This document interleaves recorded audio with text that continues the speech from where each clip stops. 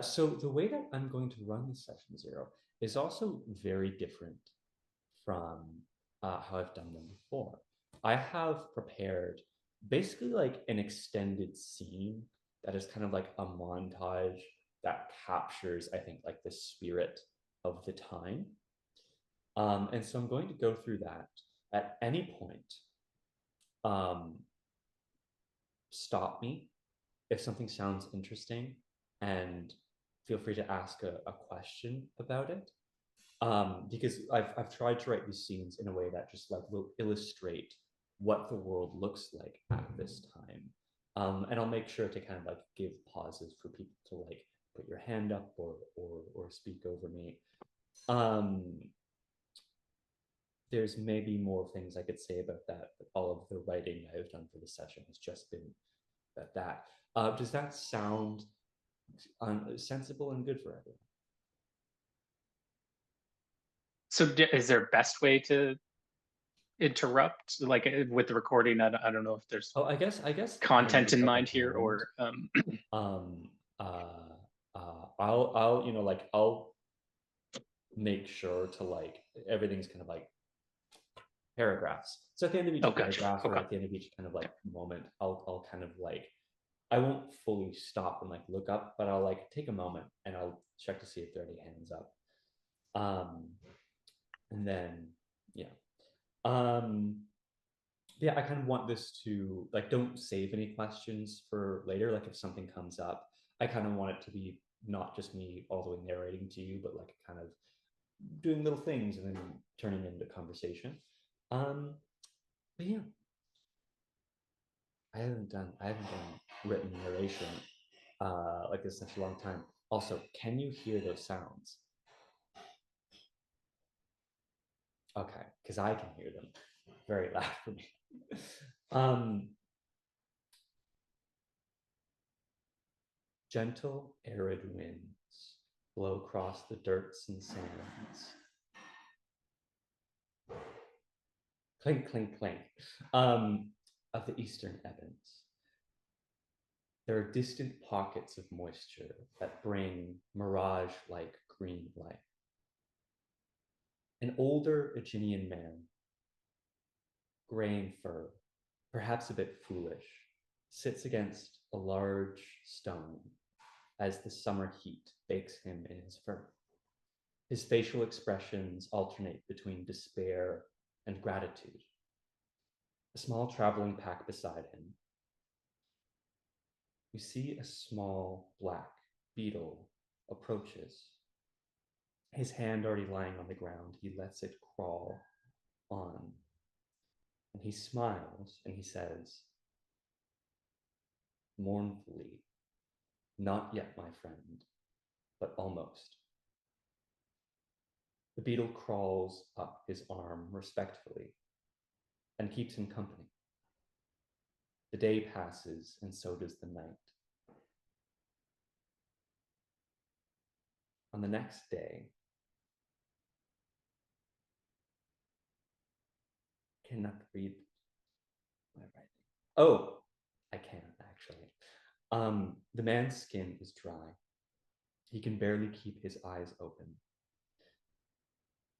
A small patch of blue-green flowers grow in front of him in the dirt with a mystical sheen. They almost feel like you can see steam or mist rising from them. As an odd, or rather, as a spirit watches from the other side. He takes his last breath, and his companions leave him. The sun draws across the sky, and the smaller companion returns with a swarm of his dark friends. They envelop him, scavenging under the green fur, like soldiers or harvesters under the western lush trees. The body begins to lose its posture as it loses mass, and in a small few points, a blue-green light appears from just underneath the fur, from a pattern on the beetle's back. The feast finishes as the sun falls below the horizon. The beetles crawl across the dry landscape. A few of them, little beacons of light, reflecting the stars above. We follow them to a large open pit where millions of other beetles. I wrote this on a train and it was bumpy. And sometimes I run into words that I can't read super well and can't pick up the context. Give me a moment. Oh, where millions of other beetles congregate. That's a hard word.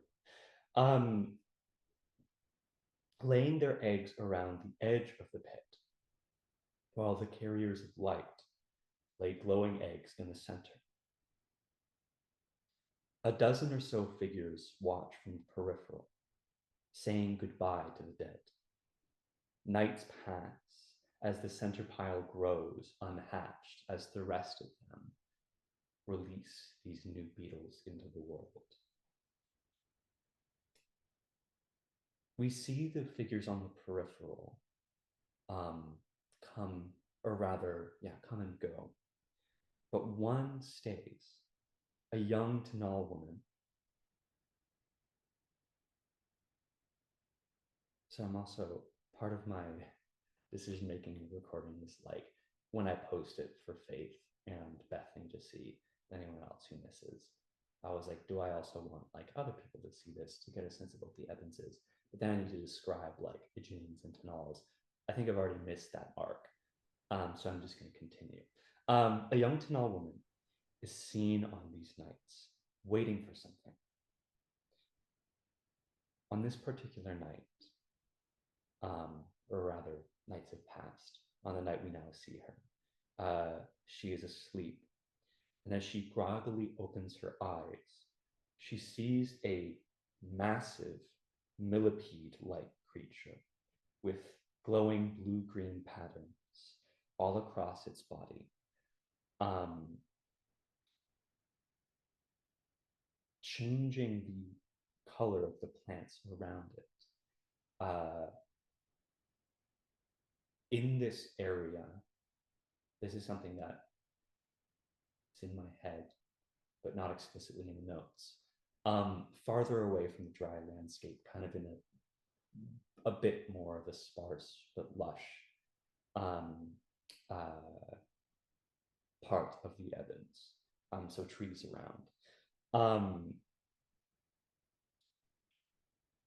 Those trees changing the color of their leaves around the presence of this creature. It looks to be at least 12 feet tall for a creature that has a lot more length than height. Makes it very large. We see it leans into the pit and is eating these glowing eggs. And as it does so, there are pulses of light that move through it. The woman drops down on it gently with her own traveling pack as she gets a sense of her surroundings. And as her kind of like mind's eye camera pans back up into the sky, for another day passed, the morning comes. We see this creature is far away from this pit, carrying now a handful of passengers across its great length. Eventually, it finds a thick tangle of branch and root, and it moves into it. We see darkness, and then the blue-green light of a vast ethereal root system, the Wa'ir, holding all of the realms of the godlands. We see this Tanal woman smile to herself. across the Whittier, we see small spirits, which I'm actually going to double check the name of. Because I've gone back and forth between referring to them as Tawny and Connie, because I forgot what what letter I originally used. You said I just recognized the word Tawny from the original flashback campaign. I don't know if that is when they were named or before, but They were named before then, and they might have been wrong in that. They are, yeah, Tawny. I think at some point I was calling it Connie, but yeah, Tawny with T. Okay, back to the stuff. We see these Tawny,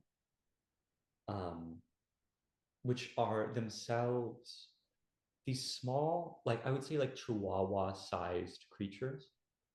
I don't believe they have any sort of like recognizable head, and they are, I think, perhaps even a little cartoonish in um, their look. They have kind of thin, kind of pointed legs that do bend, but don't have like kind of a very material anatomy. But they do kind of have a somewhat like um, forward momentum to their, I guess, design or anatomy. They're not completely symmetrical. You can kind of tell where the front is and where like their head is. Um, as they hop along the Whittier, nipping at discoloration, we watch as one uh, on the root of Whittier begins to kind of burrow into it, and we see it enter the material world. Our vision is filled with light. All of the green of the Whittier fades just to leave a sky blue. And coming down from that sky blue, we see this time hopping alongside a Fedokan man in the streets of a city called Zajiat. Zajiat is a large city of congregations. It is a trade city, specifically a holy city of the god of trade. And so it has a massive, massive, like bazaar, like market at the center with open streets and canopies, and then kind of like alleys on either side and underneath the stone structures, and just like an endless kind of maze of trade and goods.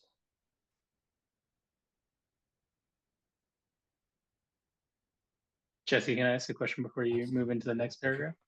The So going back a little bit because of something you said there Mhm. about going through to the material plane. So the Agini that was devoured at the beginning, was that a Binnick Agini or a more familiar as a Beastlands Agini? Green, Oh, you mentioned green. green Yeah. for, yeah. So graying, but yeah, a Binnick for sure. Okay. I just got confused if it was in the Beastlands that was happening when you said passing through to the material plane. So I got Oh, confused. sorry. We transitioned. I suppose I'll illustrate with direct words. Um, the creature that carried that Tanal woman into basically like just outside of the Godlands to see the roots of Whittier, Gotcha. Okay. and then see the Tawny on them, and then going back in the material plane. Um, Right. It seemed like a circle of like they feasted on the spirit, then fed more, and then kind of like circle of life. The spirits then sort of were yeah. carried So back, I guess. yeah, I'll talk about that in clear terms as to like what is technically or mechanically happening there. Um, in this era of the Ebons, and this was a practice that uh, it was a practice up until the Farudic Empire like took this away from them. But the cycle of death, if someone dies in like a city, they would kind of be like put out in a place outside the city for these bugs to devour. And these beetles kind of pick up elements of their soul and carry them to this other place, lays this energy into an egg, little eggs, and then these larger millipedes called Zephyri, which specifically there are two kinds. One that are more mystical that carry spirits into the godlands, or carry their energy from these beetles. And then we'll see a bit later. I briefly mentioned in this series of sessions or scenes. Um, the Zephyri at this time are also kind of like transit as well.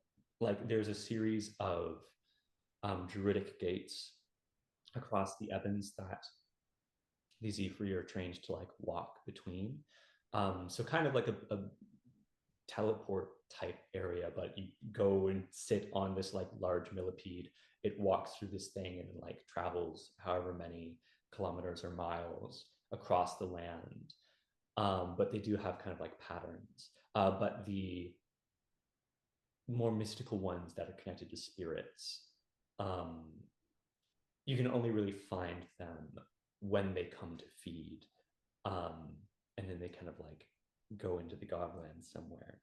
But yeah, they're like the holders of spirits to bring people to the godlands in this time. I'm glad I asked because yeah, I when you said millipede, I immediately thought of the grand beast that we have seen that is kind of millipede-esque. So okay, I'm glad to have that clarification. That's good. Where were we?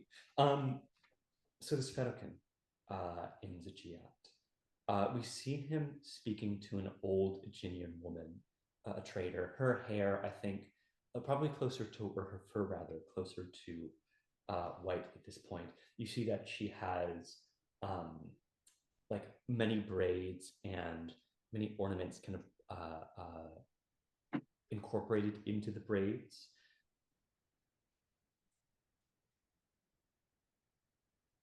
Don't know. Oh, at her stall. You see that she is working at her stall. You see that as they're speaking, he points to something behind her, and she goes and turns to kind of reach for it.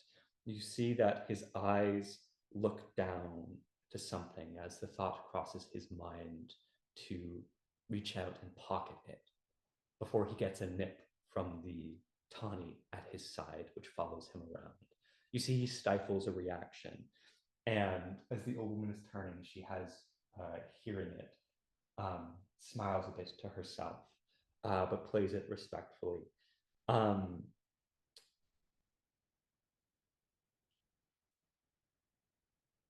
oh, and then, sorry, moving on. You see, oh no, there we are. Yeah, so she hides her smile, and a fair deal is struck. Um, she's handed, rather than an exchange of goods, as would be commonplace in this time, a token of favor, which is the closest thing you would get to currency in this time. I feel like while I'm on it, I might as well explain it. Um, a lot of the culture in this period is about exchanges and hospitality. There is not a lot of structure for like, I hold and hoard wealth. But there are inevitable moments where people do not have the ability to reciprocate, or people do not, um, for whatever reason, an exchange can't be met at fair value, or they can't return a hospitality. So someone will use a token of favor, um, in that stead, which is, it's basically just currency. It means this has a value, although the value is perhaps a bit more abstract. Um, uh, it would be seen, it would be looked down upon for someone to hold on to a lot of favor. Jack, is that a question? Yeah, I guess so. My question is like, if you're an ambitious person, what are you like in our society? Probably that means you're striving for money and, you know, today. But in other societies, maybe it's some sort of like uh feudal thing where you're trying to get titles and accrue like power that way, or like a government position or glory, or like fame uh to your name or something. What if you're going to be striving for something, what where does that energy go? So there is a small amount of very severe passive aggression in the Ebons, in people trying to one up each other and how helpful they're being. A lot of the cultures, so like the Ebons generally is a patchwork of a bunch of like niche cultures, all who have different kind of like things to give. And so part of the like hospitality and exchange system is the idea that everyone kind of like, you know, this is a thing that is kind of alluded to later, but it doesn't matter when we get into it. Um, you know, like the Evans is a place where if you were to show up at someone's house and you were both strangers, that person would offer you, you know, a place to stay, and then you would do whatever thing your people are known for. So the blanket answer is kind of like, I am going for cultural pride. I want to be seen as the most Aegean, or the most I mean, I guess you don't know the rest of the names of the territories outside of Aegean. But like I'm trying to be the most of my thing. I'm trying to be the biggest, um, and through that get recognition. And that also ties into the like the demigods of this time, which is a very large conversation. But you know, each culture, each of these like niche groups has a demigod. So one of the things that we kind of want, or I kind of want you guys to consider, is through these scenes, and you don't need to pick something specifically, but like kind of figure out what kind of things I you know, like that my character has ambitions about, like what am I trying to prove to the world, how what kind of thing am I trying to show that I am, or am I trying to represent, and then from there we can kind of figure out what cultural groups you belong to. um yes, does that answer question enough? Yeah, so I guess there are two super vague analogies, and I'm curious, like I know that it'll never be one to one, but one of them is like this sort of like potlatch sort of gift giving in the Pacific Northwest. Uh is that something that you're I'm not familiar with. okay? Uh uh so when you give something, and it occurs in a lot of different cultures, uh you're as you're like exchanging favors and obligations, even if it isn't like you owe me $5, there's like I performed this gesture and that increases my standing in society, like by conspicuous generosity. Like the fact that it's made public sort of becomes a form of social currency. uh Pretty close. Like on the nose, other than the functionality, which is I think part of the like um I think you there are like a lot of weird conversations you would see with people where it's like you know, say you have an interaction with someone and you outperform them, the natural kind of reaction for that person would be like when they're in a group or when they see their friends or whoever, they'd kind of be like, you know, this person over here, like they came through, their name was this, and they did this for me. And it would almost be a thing of like everyone being like, oh wow, they like really did this nice thing. That's so great. But like no one would actually, there would be like no genuine negativity, but it's just this like weird kind of cultural like, I'm so exhausted by people doing these nice things all the time, but it's not like taken to heart, you know. Do you, does Yeah. that kind of make sense as a vibe? Yeah, so you have to be delicate about uh like uh give people graceful ways to accept your generosity. I think rather the tone that I'm trying to describe is like um it's like aggressive complimenting, like, you know, when you're like ribbing a friend and like they have like nothing but like nice things to say about them, and so you kind of like say things in insulting tone that are nice.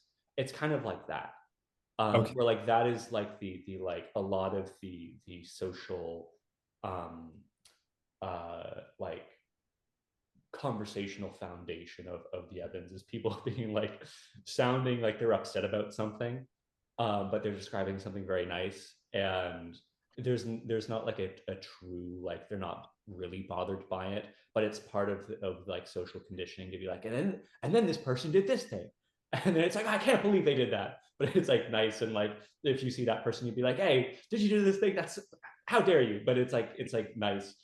um yeah, it's I think that's a Okay. decent portion of the So factor. do you feel like if somebody did something nice for you,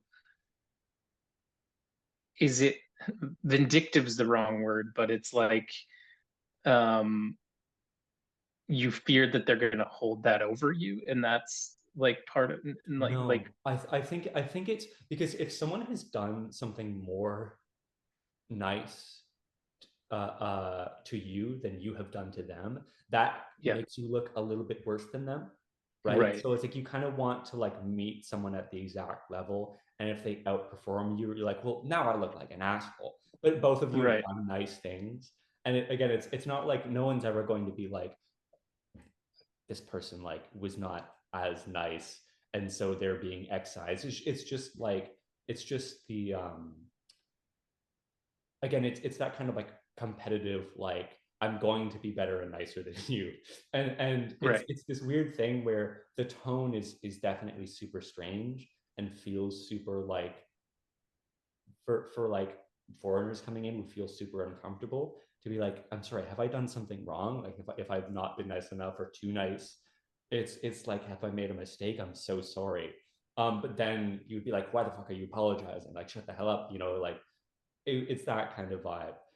So Does it's kind that? of there's kind of a haggling vibe. Yeah, absolutely. Oh, Yeah. like this was nothing. I would never, this was like, I get up in the morning to have guests over. I make all of this food every day. I'm just so glad that somebody was here to eat it today.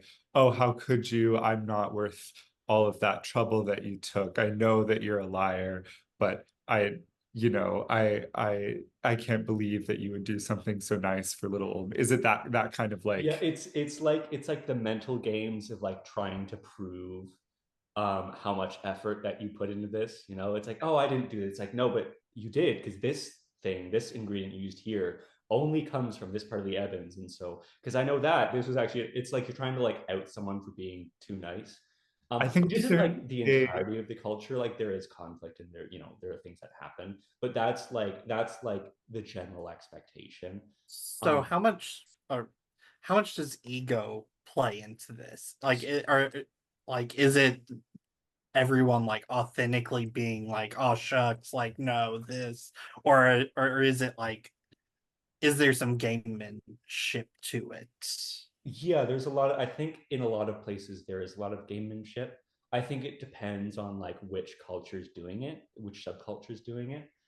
In this period of time, the Aeginians like the Aegean kingdom is actually one of the nicer groups of people. Um, but there are groups of people who like are nice in a like I am winning the nice game. You know, it's like Right. it's not it's I don't care about being nice. I care about winning.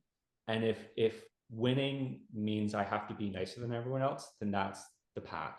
But you know, it's like this is a culture where a lot of nice things happen, but it doesn't necessarily mean that the individual's heart is nice, which is where the Tani come along. So the Tani in the God lands, they eat um, kind of like evil from people, but in the material plane, they can't actually like take away parts of people's being or soul, but they do like bite and they will follow people Nip around at like you. that So of that thing. was what was happening earlier. That's funny. Yeah, yeah. So if someone has like a genuinely kind of like more malicious thought and a Tani has found them, the Tani will stick around and might haunt them to the rest of their days. Every time they have a thought, the Tani will just like bite and it'll be like, ah, fuck. Like, you know, and I think like a lot of people, I mean, not, you know, not everyone, but like a good portion of people, like maybe a quarter of people know about like what the Tani, why they're there, and what they do, and would be able to identify like, oh, that person's like their heart is in a very bad place. But also there's just so much like support um, for like this like act and performance of kindness that um, you don't have kind of larger structures of evil, which is also like why they were conquered twice as a people. Um, but uh, yeah, there's definitely like an ego to it. I have one other question. Are there groups of people that like don't participate in this? Like and like an equivalent to like monks in monasteries where they don't care about material wealth like in our world. Like are there groups that are like this version, like this culture's like aesthetics? Yes and no. So there are people who don't participate in it, but not because they're like enlightened or above it or outside of it, but rather come from traditions that kind of link back to the past. Maybe five groups. So there's a group of hunters which are the origin of both the Dyphid riders, the people who ride dragonflies, and um, the Abinic Pact. Um, so they trace their origins back to the time where like beasts were rulers in the Ebens, and their traditions are around like hunting and keeping people safe from beasts, and they still perform um to some extent, you know, like they have their hospitalities, like they when they show up in a place they're like, let me find something dangerous and neutralize it for you, like let me ensure the safety, but they are much more reserved and like wouldn't be able to be bothered with the niceties of it all, and like it wouldn't be engaged in like the haggling of the niceties. um there is a, let me pull up my notes for this actually. um uh um, there is, oh, it's the second page. Um,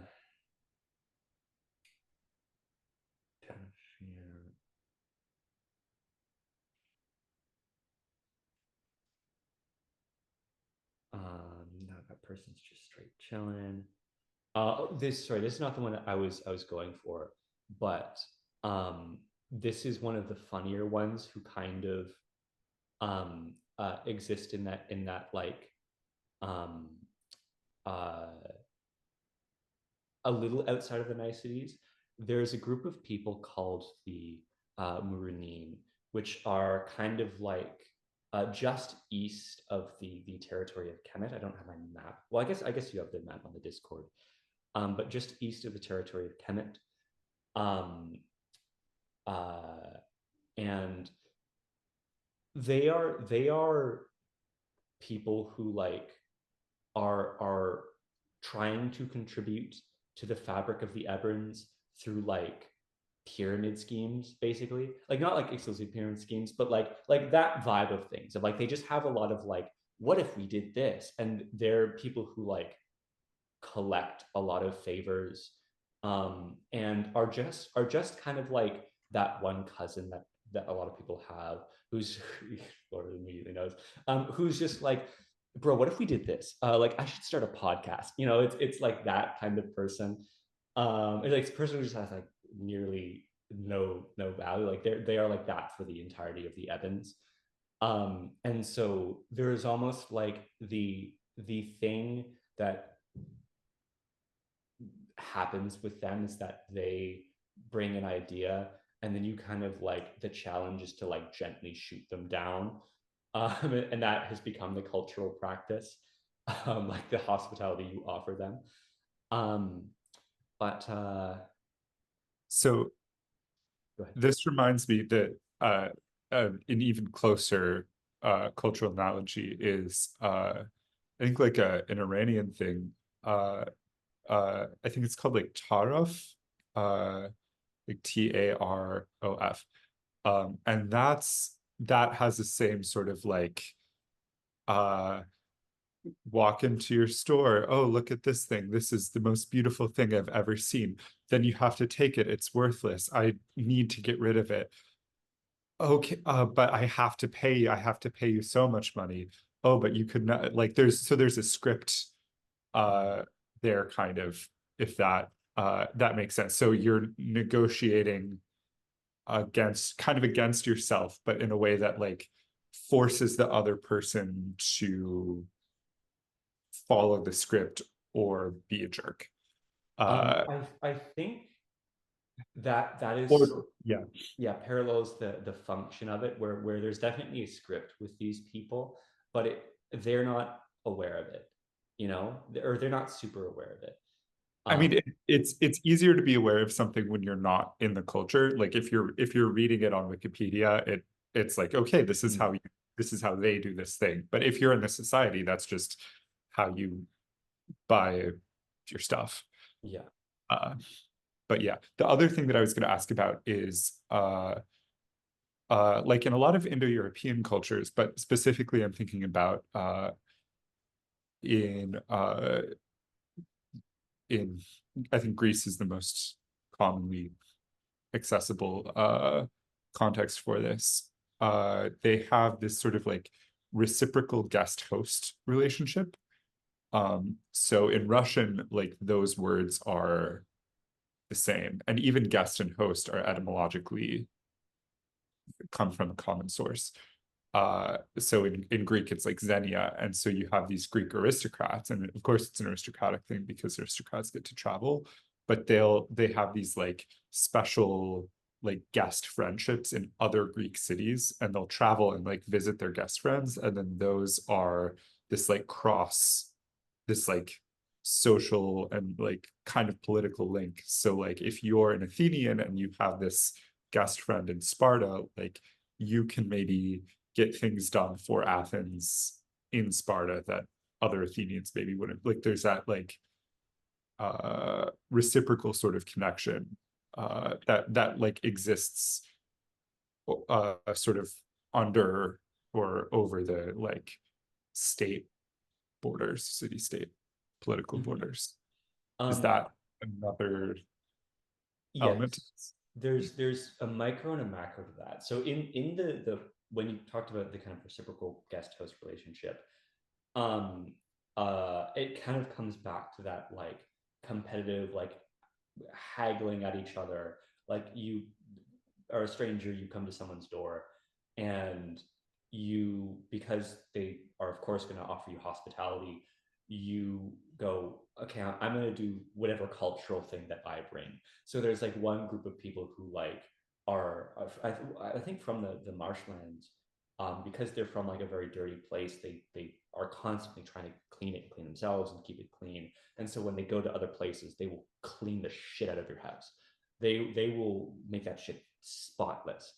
And so there's definitely this nature of like whatever energy they're sending at you, like you send back at them. And then once that person leaves, that's also definitely a connection of like of course you're going to exchange names, of course you're going to tell um like tell each other like where you live and to come visit, and like of course if this is the first time you stayed at someone's house, you're naming your first kid after them, like of course all this stuff is happening. And if there are like political things going on, if these people do have some kind of more importance um, in whatever loose structure exists in these subcultures, you can pull on that as well. Which also is an interesting thing of like, I don't think like part of the cultural fabric also, I don't think there's a super strong sense of or like enforced hierarchy of class, but there's definitely a like top and a bottom. But it a lot of that comes down to like power and performance.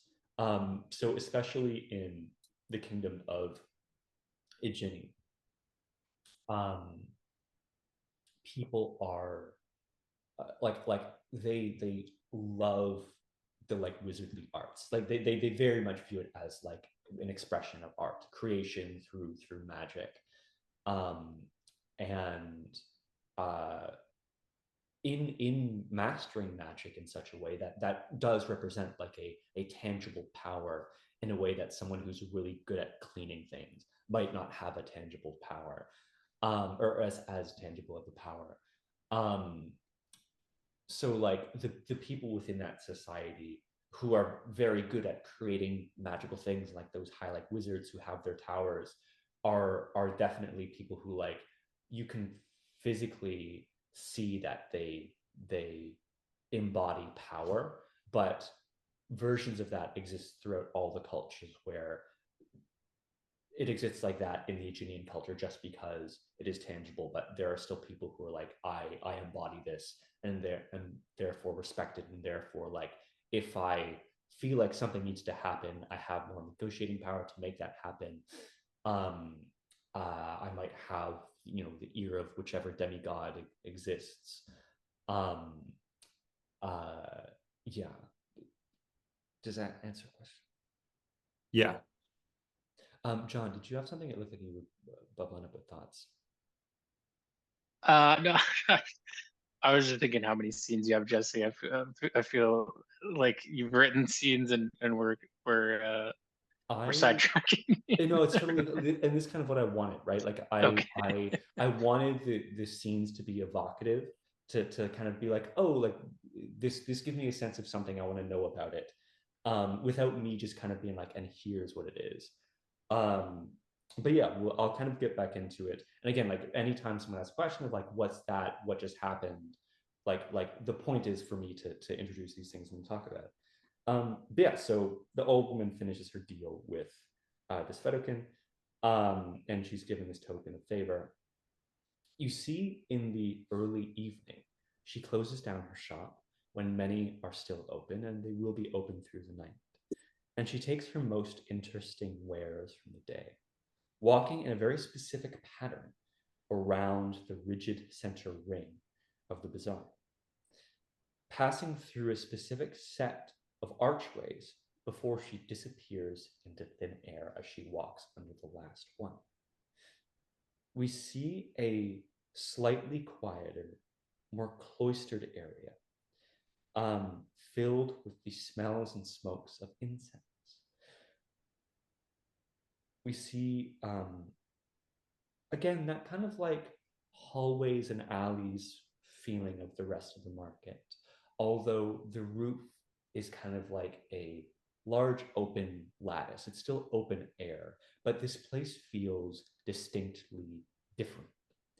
A number of these streets, these thin streets, alleys, whatever you want to call them, lead into one large chamber with a domed lattice roof.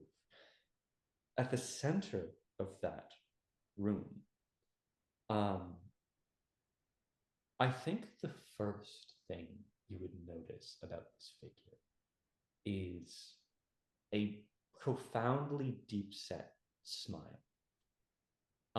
This person is an Aeginean with beautiful green fur and adorned in colorful but like open robes. And they are sitting down, but they tower over everyone else in the room. They are maybe like a foot above the ground, as in the center of the room, there is kind of like a platforms that serve as just kind of two steps, and then a rug laid out that this person is sitting down on. There are rugs throughout the room which people are sitting down on and talking. But we see the demigod of Zajiat, Aj Jan Aj, a very kind of boisterous, very like both tall and like large figure, like a very heavy set individual. And you see in that very kind of like orangutan way, like there are all these little bits of conversation that he presides over, and just will like chime in and will kind of like bend backward in a way and like speak of something. We see joining this room this old woman, and we see now a little bit back, I think, looking at this figure from a distance, we are now following a much shorter Aeginean on approach. We see that this person is probably no more than 16 years old. He is dressed in armor and has a helmet on that is too big for him. The kind of armor clanking along as he approaches, just with doubt and fear in his eyes. We see him like struggle a couple of times to get the attention of this figure before, you know, as he's like going on to like different parts of the conversation, before he kind of like lifts up a finger to this teen, child, however you might call them. And then finally, when he is finished going through other parts of the conversation, looks at this kid. As that is happening, we see this kid finds another figure in the room and meets their eyes. Another Aeginean knight, although not dressed in the whites, neither of them are dressed in those kind of clean whites that we see in the common times, but almost like more of a kind of brown metal. It looks naturally, like I don't think the color is consistent, and it looks naturally like it is worn and weathered.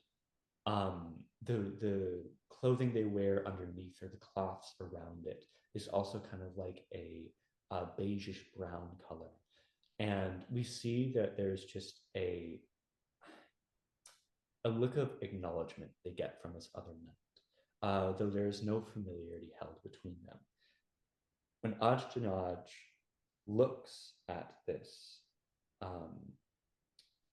child, looks him up and down, and lets out a very hearty laugh, and the room kind of chuckles with him. You see that he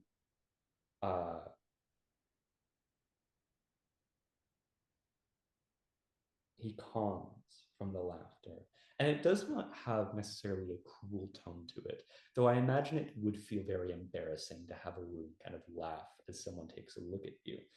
And you see, without inhaling and without having any kind of substance around him, you see he lets out a deep sigh, and he exhales a cooling, mist into the air, a blue-green color with little amethyst sparkles.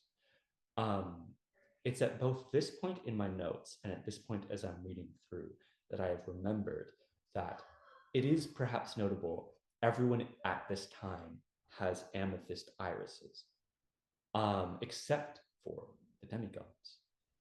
But yeah, you see with little amethyst sparkles, and you see that Ajjanaj says, this one looks for Tashara. He has greatness in him. And you see that as this boy receives this kind of like affirmation, he holds his head a bit higher and swallows that embarrassment and his doubts as he is about to make whatever declaration or ask of Ajjanaj. We cut to the same figure absolutely scrambling through the woods. We see that he's being chased by these very, very large ants, as bugs tend to be very large in the ebons, like I don't know. Does everyone know how absolutely huge pigs can get? It's like big pig-sized ants with long necks and long pincers that would be catching up to him if he was not an Aeginian and did not have the ability to like swing through the trees. We see that the trees are becoming more sparse and sparse as it is giving way to the eastern dry lands. And we also hear, aside from the like clicking and tapping of the ants, this kind of screeching, droning sound in the distance that is rising and rising. We see that his very loose helmet falls right off his head. He does not have time to turn around and pick it up. And a moment later, we begin to see, I think in this scene, like watching these shadows pass of the canopy above, like as he's swinging through the branches, and we watch him swing out of the branches between trees, but then see shadows continue to pass over him as Dyphids and Dyphid riders fly and unleash a barrage of arrows on these ants. These are said hunter people that I mentioned earlier. We see one Dyphid, which is flying straight towards this kid, that spins upside down. And as we kind of are following, like if our camera is kind of like attached to this kid's head, maybe 2 or 3 feet away, he's moving forward, and then suddenly he's kind of like moving back, and the whole world is kind of like turning around, and he's just kind of being carried by the back of his armor. And we see the person who has a hand on him is an adult Aeginian woman. You see that she has like what I'm calling leathered carapace. So it's like the thick shell of a bug that is treated in such a way to turn it into a leathery-like material. Is very sturdy. And we see as he is saved from these bugs. So his parents playing music a little loud. I'm going to ask them to politely turn it down. It's just a little distracting to me.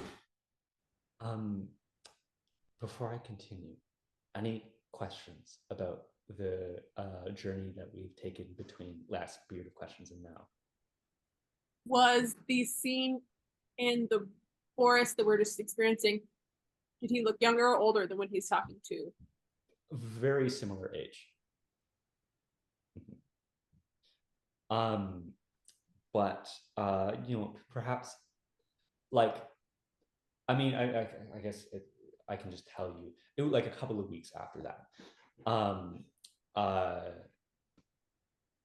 we cut to a massive tree, which we see multiple of across the landscape.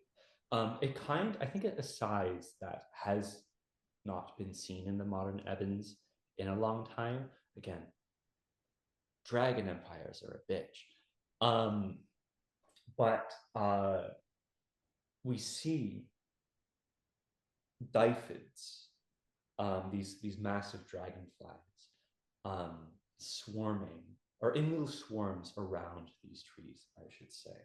I think we are viewing this from the ground, but I elevated position on the ground, to give us a perspective amongst the like sparser canopy. This, if you look on the map, if you're curious for where this is roughly, this is around Wiyat Odarti and Ojat, which are in the eastern part of the map. They're kind of like, there's the large patch of green that is Great Waji, and it is just northwest of that. Is where this. Jesse, do these?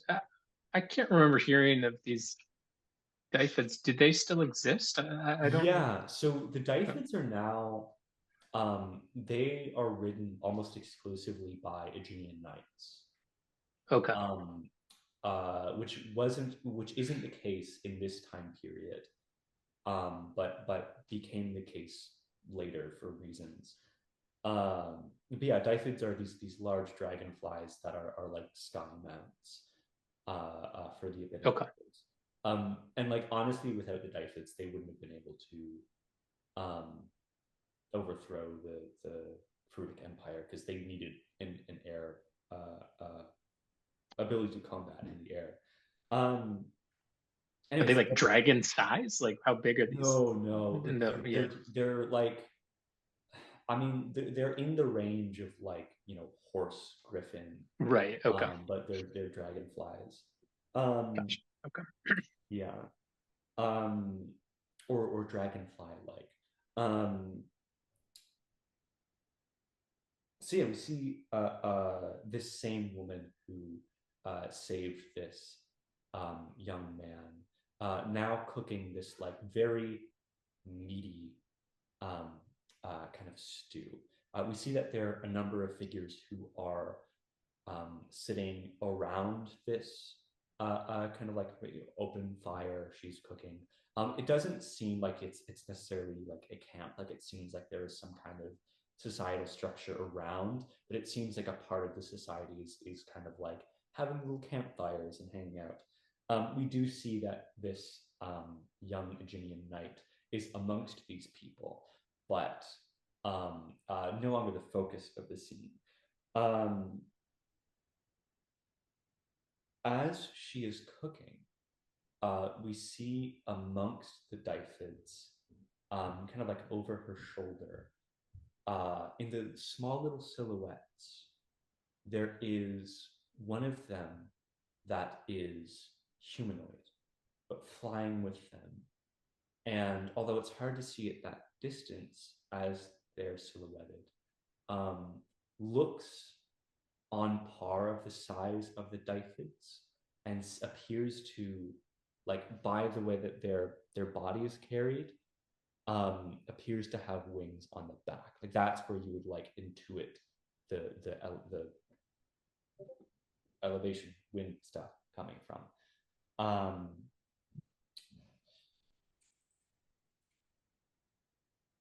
We see amongst this group of people an Aegean wizard who has grown his fur out to be very colorful, along with his very colorful robes.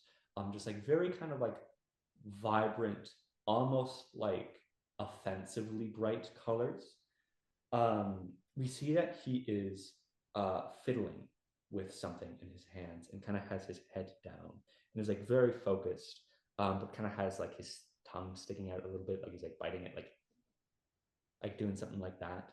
And you see he finally finishes, and a little magical Dyphid comes to life, and you see he lets it go off towards this woman who is making this meal.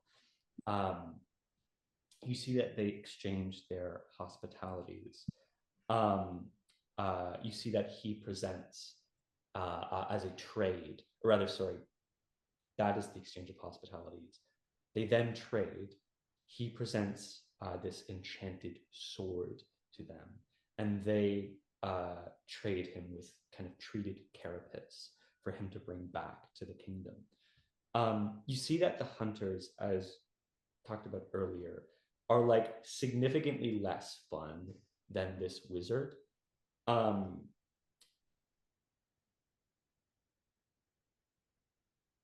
You see that in this kind of solemn attitude, the wizard is trying to crack jokes and trying to like just a very gleeful person trying to get through to this group. And you see, he says, "What's the difference between a kemet and a tongue? When a kemet bites you, it is your fault." And you see it's met with complete silence.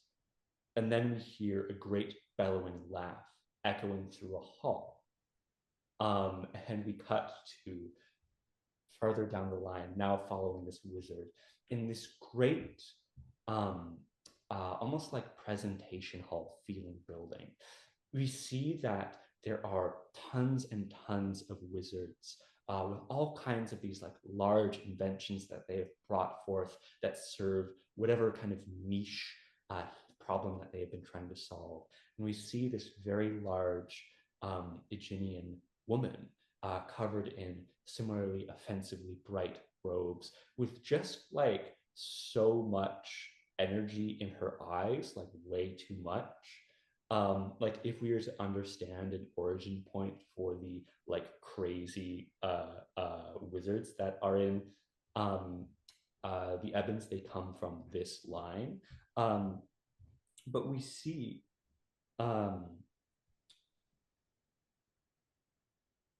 this room filled with glee and wonder as this demigod kind of walks amongst the people and sees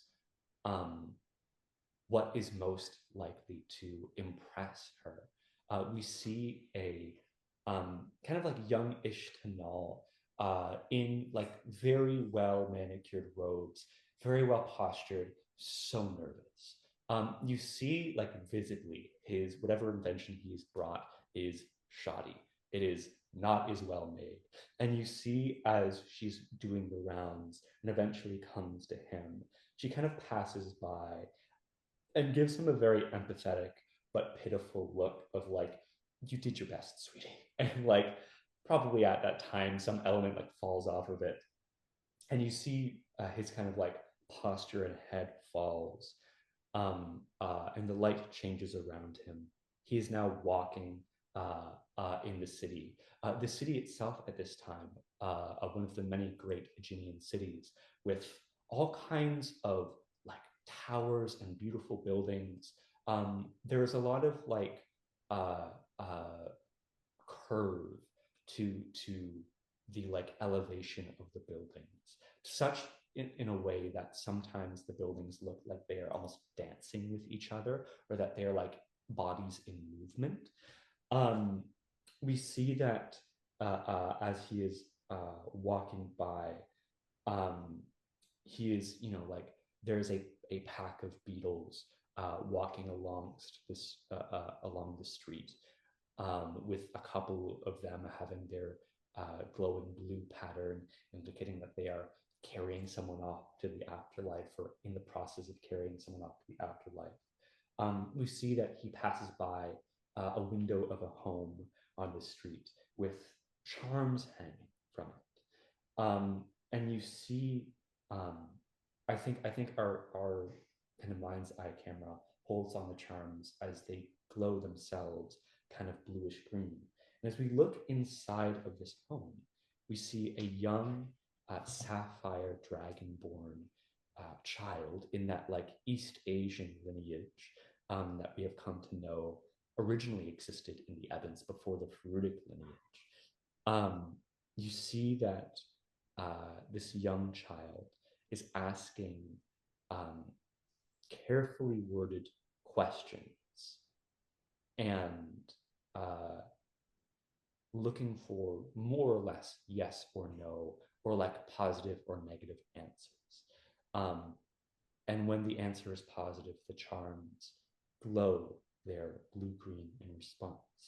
You see that as the more that the charms glow, she gets a kind of higher frequency and she gets closer to her answer and she's filled with excitement. And you see she kind of stops for a moment and begins to ask for a name, begins to point to different or like list off different letters, not in alphabetical order, but just kind of like taking random shots until she gets the right ones in the right order. You see that the names she or the letters she eventually gets are L, or rather ELFAN. And when she gets to that N, the charms begin to blink to give her an indication of you have done it, congratulations. And you see that she says, Alpha, is it as beautiful on the other side as they say? And you see that the charms glow very brightly.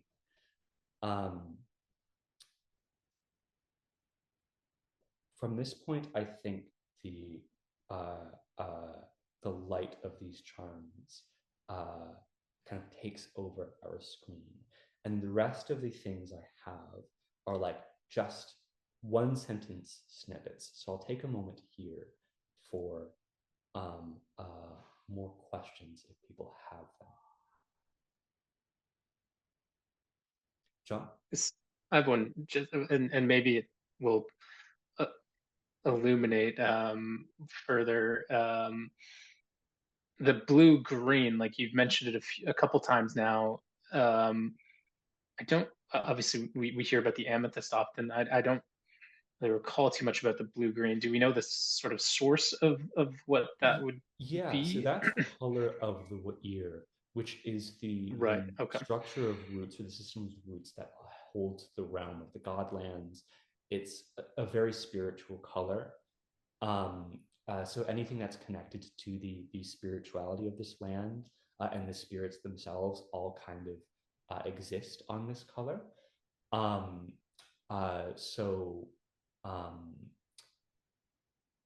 In this particular scene, these charms are for spirits to interact with.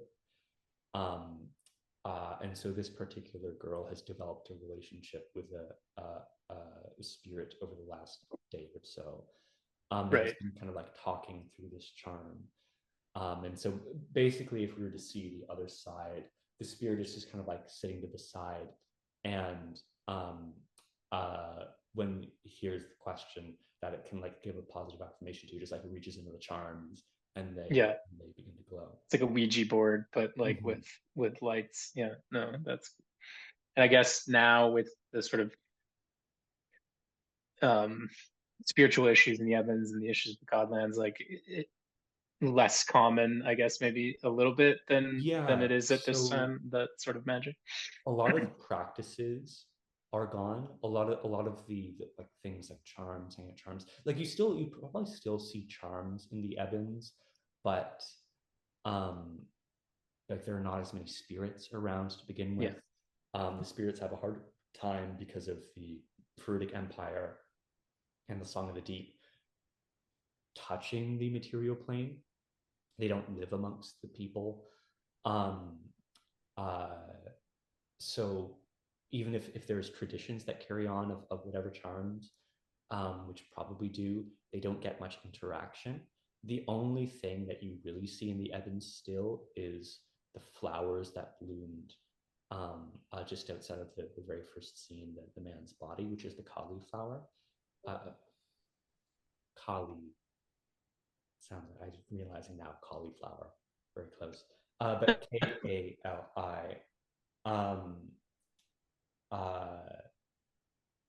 So a bunch of messages from start playing. But in this time period, the cauliflower were like much more prevalent. Like they just grew all over the place wherever spirits touched, and it was like a sign of like spiritual health of the Ebons, to such an extent that like when we talk about like higher power in the Ebons, in terms of game mechanics and how that's like somewhat of a rare thing that like some people are just discovering, it would be like fairly commonplace for like some people to have like a similar or like just dropped uh a little bit of higher power, especially with the relationship with demigods. A lot of people would have some kind of devotion. My parents just walked out to take the dog. I'm just gonna make sure that nothing broke when whatever dropped. Sorry if there's a thought that I'm getting away from here, but I just want to make sure.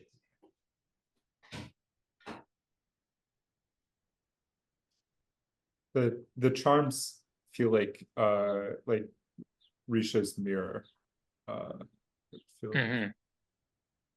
And the name Jesse said earlier was the same as the mirror, right? I'm forgetting the name, but Tashraf. Tashraf, right? Yeah. Sorry, where are we? Spirituality, blue-green stuff. Another detail I'll add on the nature of, as we're talking about the Wa'ir and the Godlands, people have a much more direct relationship with the spirits and the Godlands. It's open at this point. So, for example, like the story of that Tanal woman in the kind of second scene,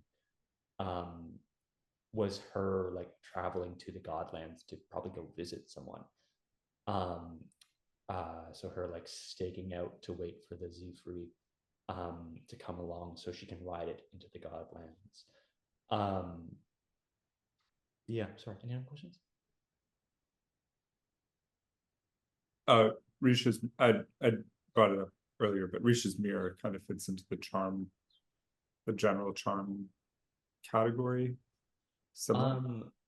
So Risha's mirror is a fruitic make, which like captured a spirit. I don't think it would necessarily like light up if a spirit touched it, but because it has a spirit inside of it, Gotcha. It has that little color.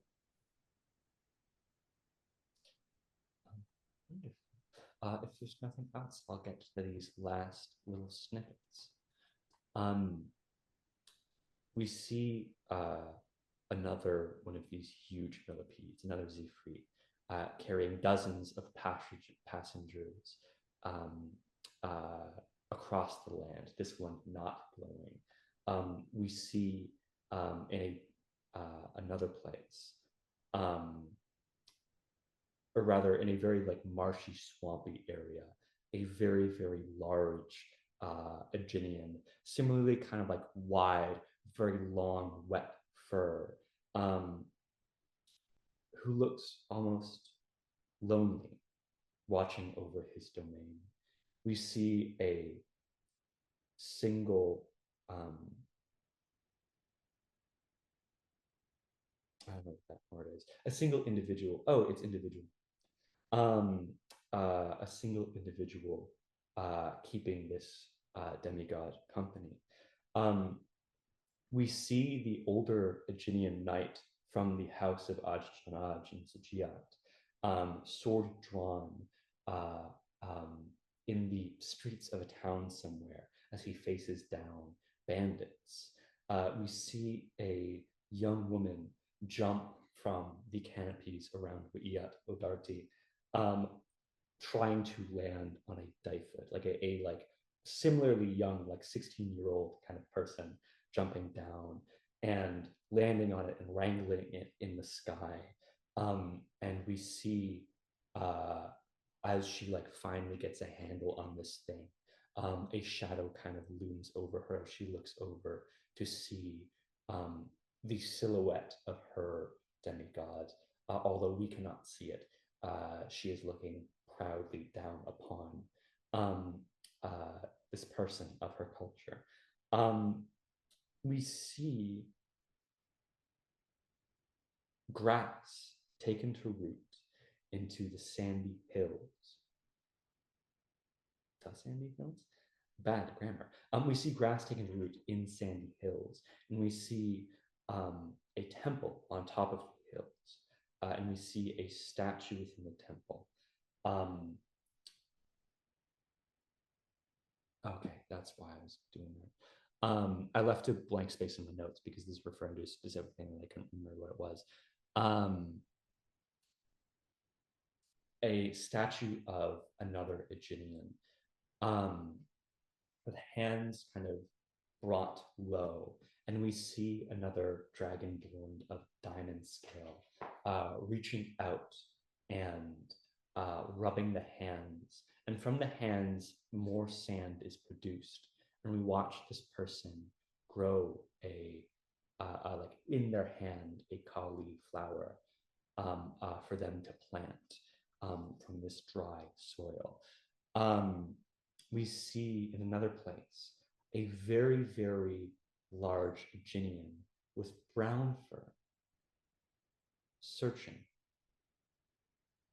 walking through the deep, lush forests of the southeastern Ebons. And they seem restless and lost.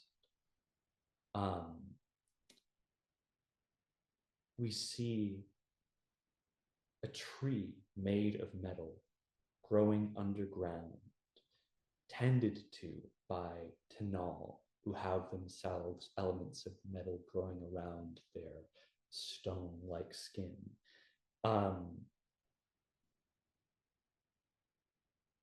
We see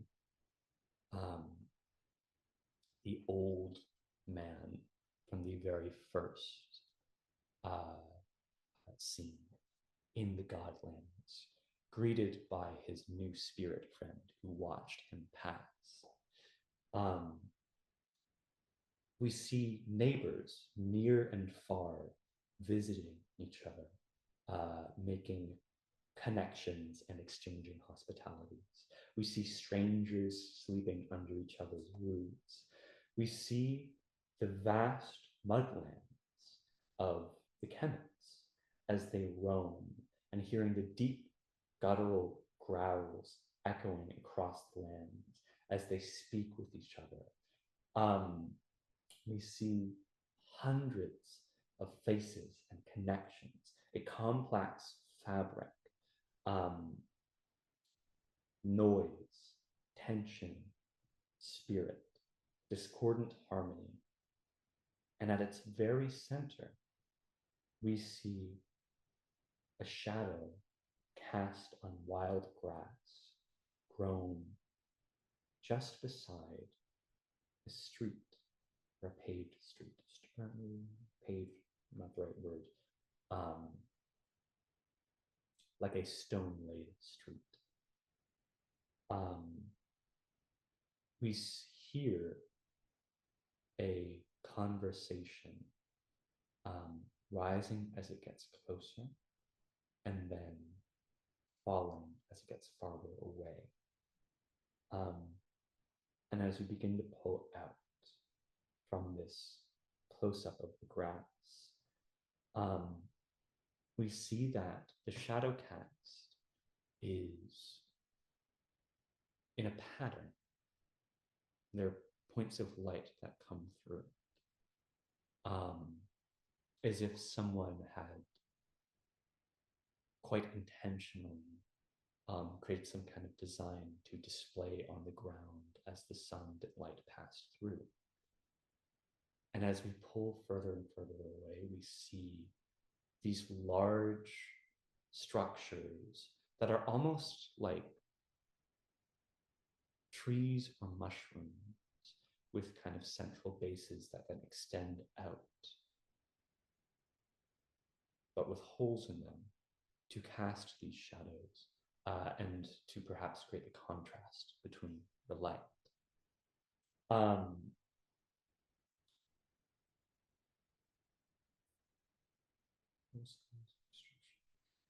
We see a spirit crawling through the grasses. And as another group of figures pass by, you see that they kind of smile and nod and overtake it parallel on the road. And as we go further and further away, we see a vast forest of these structures. As we pan upwards, we see both the night sky and stars above, excuse me. And at the center of this city, a tower. Unlike all of the other structures, with a light that emits from the top that casts the light of day even in the dark night. We see the city filled with all of the kinds of people we have seen before, including the Kemets themselves, who stay on track. I was about to do a tangent about the Kemets, but I'm not going to do that.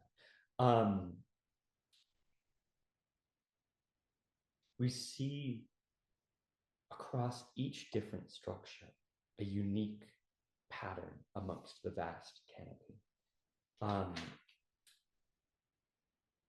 And we see amethyst and blue-green all over.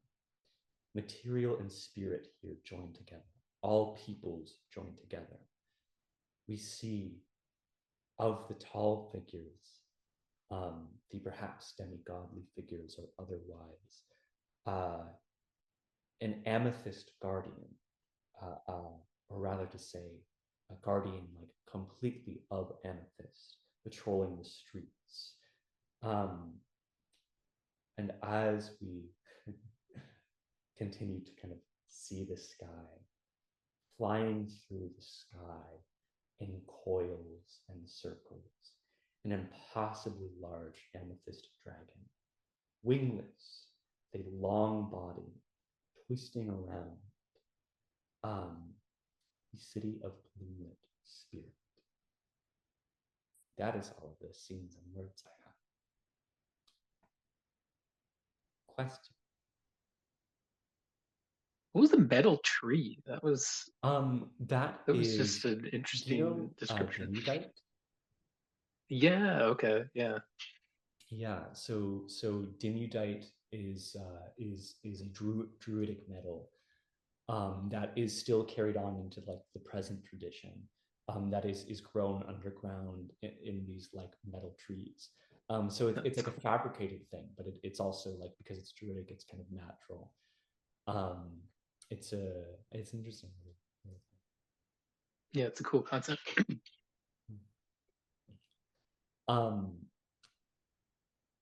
Yeah, I'll hold a little bit more space. I do have then questions to begin to like put back on you. But yeah, any other thoughts, comments, questions? This may lead into that. Demodite, that's like, it's about like negation, right? Like that's kind of a way to look at, or is it like, is that the one that's targeted, like it's made or somehow imbued to like target one type of creature? Oh, Dimudite. Like yeah, Dimudite. So at this period of the so Dimudite is a metal that like attunes to kinds of creatures, so you can like create it so that it like has a stronger effect on this particular kind of creature. And so in this period of the Ebons, a lot of that is like charming and doing fun magics. And when the Fruitic Empire came in, they're like, this is going to be great for killing people. But that was like, that would be like a huge offense to the people who like made Dimudite, which isn't to say that it doesn't exist. I'm sure there are crappy people who like have a terrible Dimudite weapon that they used against people. But yeah, it's like definitely not in the like the acceptable cultural fabric. We know like a perverted version of it from like what we have found in the regular campaign. Yeah, Yeah. So in the original time slot, the first game dealt a part of an arc was like returning Farudic Dimudite weapons to this city, which is called Kanmadi, which is where Dimudite's made and forged, so that it could be melted down and repurposed away from that like cruel twist. Yeah.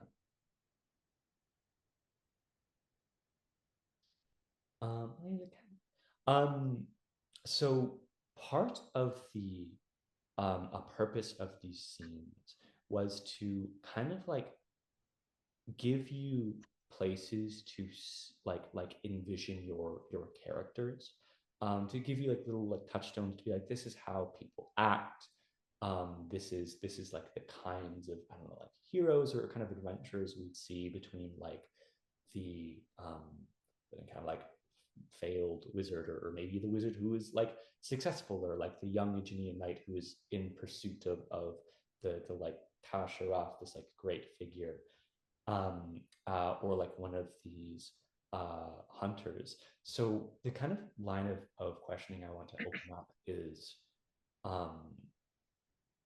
where or how you might feel or see the character ideas that you had, or maybe if you didn't have character ideas, where you kind of felt drawn to in these series of scenes. Like if there was something about, you know, like the spirituality of you know, someone getting on the Zifri, and like maybe your character has a connection to the Godlands in that way, or you know, like whatever. But yeah, what kind of resonated? What is interesting from a character standpoint? What do people want to explore?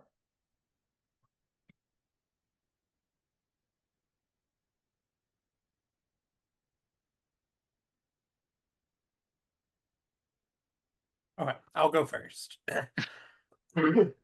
um, so I was thinking about playing a Clockwork Soul sorcerer, and I'm wondering, I know like mechanists and all of that stuff, not a thing, but the idea of like striving for order over chaos, like, is there anything that fits Um, along those lines? it depends on how you want to play it. So like when we think of order, um, I think we think of things like self-control and organization, in a way that's like neat rows of things. And I think there is a sense of like there is a free form order to the Ebons. And so there's one interpretation in which you could see like an Aegean wizard or sorcerer who's like, I love magic, I love the abstract order of things. I want to like keep things as they are. Or there's the people who are like the bad ideas people, who you could play the character as like, no guys, like we can like really change things up. And there's like a deep irony to the character of like the corruption of the Ebons through the Empire is kind of like a thing that this person would almost be um uh like foreshadowing of like, yeah, like what if we got away with this like loosey goosey exchange of goods system, and what if we just it was exclusively favor tokens? Like, what if we all just like made everything into favor tokens, and then people could hold kind of like consistent value. And yeah, I feel like it would be that kind of vibe of like, what if we ruined this place? And so everyone's vibe would be like, okay, like, so nice of you to say that. Um, but you know, that would be kind of like the game or the bit that of the character, Yeah. of one of the bits of the character. Yeah, I was kind of thinking an oddball character.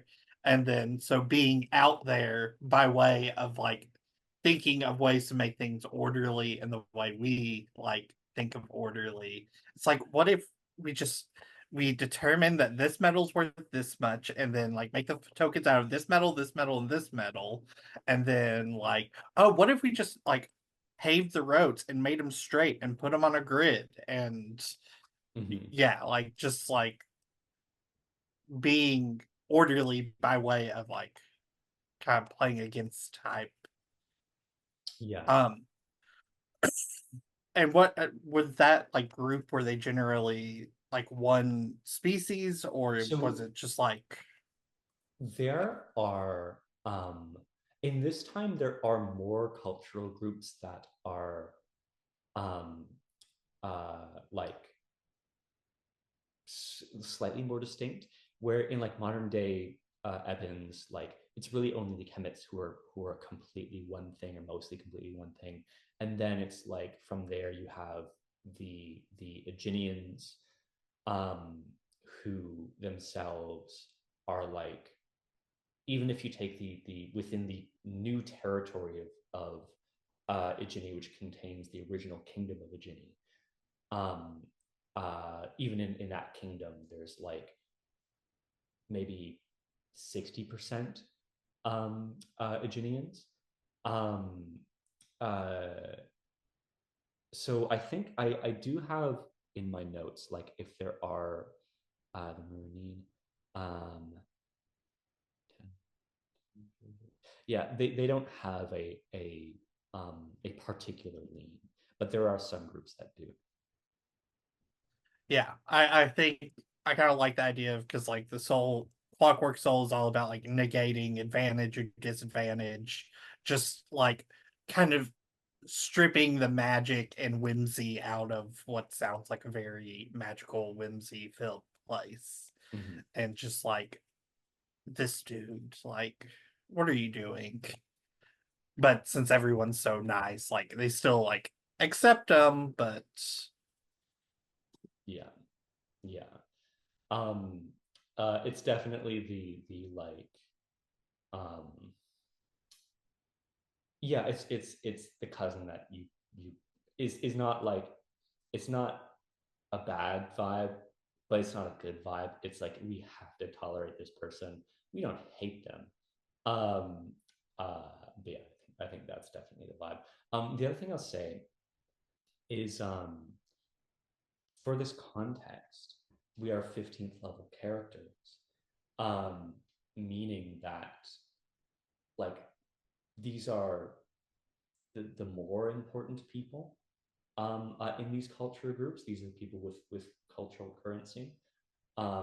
So I won't go in detail for everyone right now, like all of the demigods that we match people with, but I will in our messages, like tell you a little bit about the demigod. The one thing to know about like your character would probably like, so that the coins of favor are kind of like a reasonable size, and they're kind of like white coins that probably have some kind of like consistent detailing on them, but they're kind of like made to be a little large and clunky. So I like, your character definitely has like just a bag of them, and it's like, well, here's a favor for you. um and I like, someone who is belonging to this cultural group in this position, just constant like clanking from it, just like a constant like auditory distraction for everyone. um That's a note. Any other questions or comments for Jacob? No, I think I got enough to get started on ideas. Hell yeah. I'll say this now because it's in my head, but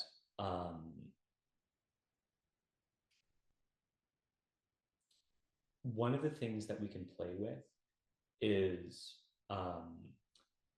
what kinds of relationships your characters have had with each other if you've stayed at their house or like a cousin's house, or like what kind of pull you have with each other.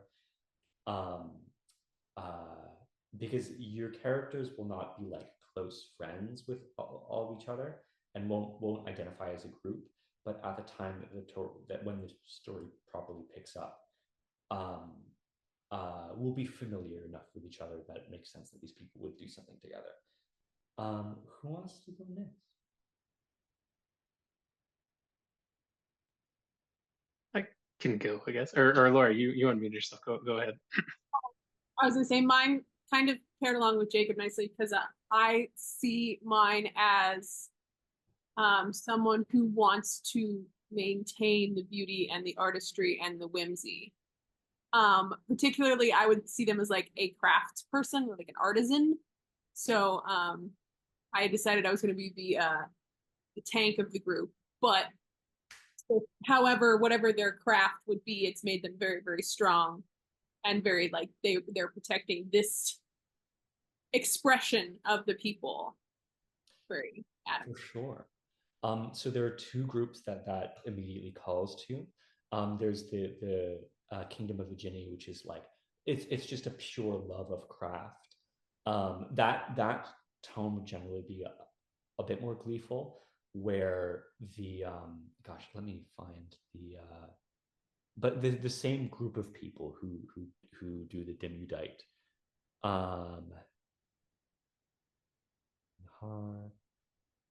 Needs John, Dionysus, John,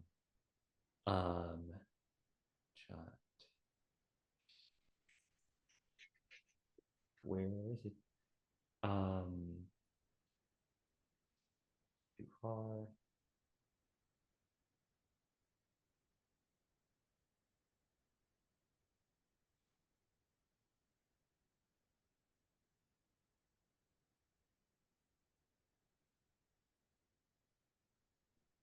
That it? Oh yeah, there it is. Yeah. So the other cultural group is called, I'll type this in for you. I'm going to type this in. The Anuhuamal, which is the etymological origin of the territory of Nud, which is the eastern territory where like Mendine and Kanmadi and Sebiad are. Although this, like many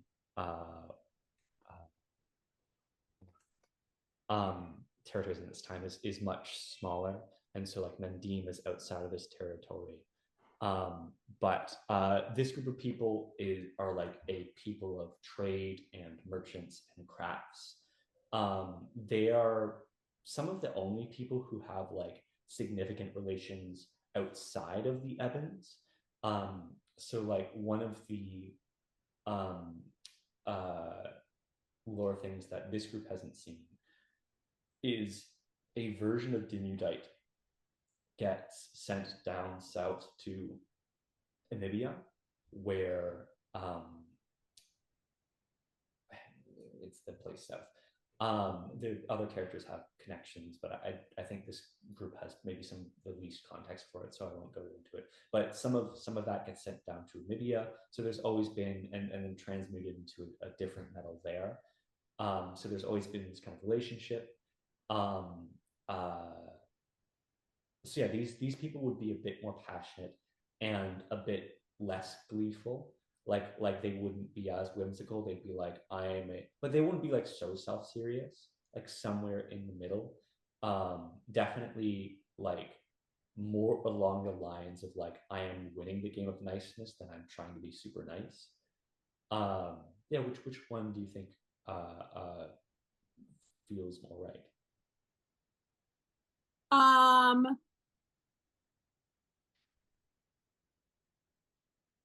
probably the Anuhumal people, just to add on to that, like protector, more serious, battle ready type. Yeah. Vibe. Are you thinking like tank barbarian, or are you going fighter or something specific? I was looking at Guardian just to Oh, pick one of yeah. them, but like, Yeah, I think that makes sense. Like there's so I think if you want a specific touchstone, I think like maybe someone who like forges the dimudite. that's what I was metalworking. Yeah. So I think someone who's just like very strong, and very important to these people. And so someone who definitely like has a reputation and would have a reason to be invited to or visit the city of Gloom and Spirit and like leave their cultural group more often, even though they hold an important like um, logistical function of creating. So definitely someone who would who's the demigod there? Someone named Vajindir. Um, uh, oh, so interesting. Sorry, I'm make so many notes and I forget. So around something that we talk about, or I've talked about, and something we're kind of exploring in the present time, is that around demigods, um, we have like similar figures emerge around them. So for example, like Calic's character who wields the sword of Adonais. Calic will die, but another person will take up the mantle that he existed in and take that sword. And by nature of the way that the land works, be very similar to Calic.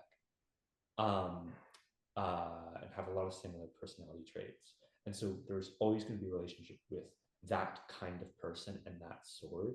And around the demigod of this territory, there is a crafter, a merchant, and a traveler. And so I think it would make sense if your character was the crafter who had this relationship with the demigod. Because I want to see where I can, like, to try to give you guys these connections.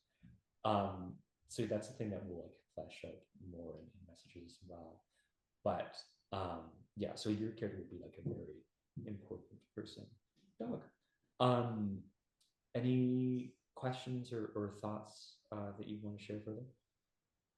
Is there? I was probably just gonna do Aeginian. Would that fit, or? That would fit. More commonly, um, this is one of the groups that has a slightly more distinct racial presence, which is Tanal. But again, it's not like exclusive. And when we're looking at stats, I think all the races are given like specific like bonuses, but like D&D rules, you can just add whatever, like instead of +2 to intelligence and +1 to dexterity, you can like do +2 strength and +1 to whatever else. If it even says that. Cool. Next.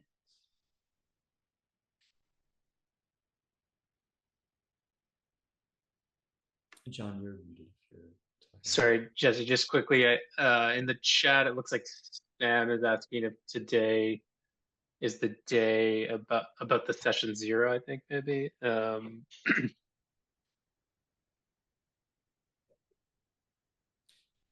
Thank you. Andy also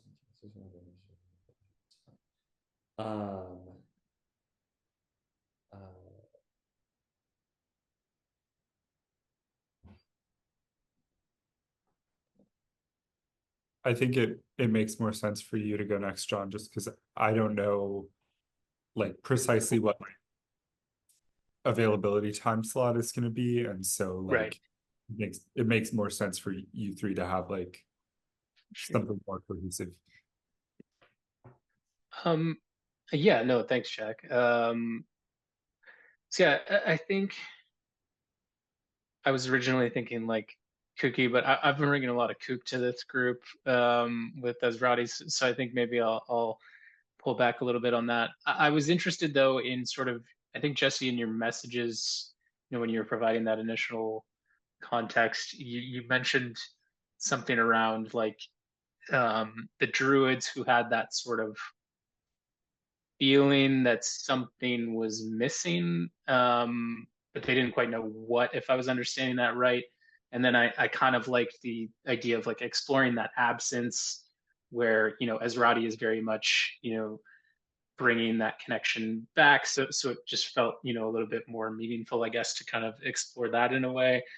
From where you were talking, like, um, I was interested in maybe doing I've never played a monk, so I was just kind of interested in maybe, playing that sort of archetype, but it felt like maybe it fell in a couple places where you were talking like maybe those hunters, or even like somehow being involved with the sort of those spirit creatures. What were they? The Zephyri, like the person that was riding and sort of ferrying spirits or whatever.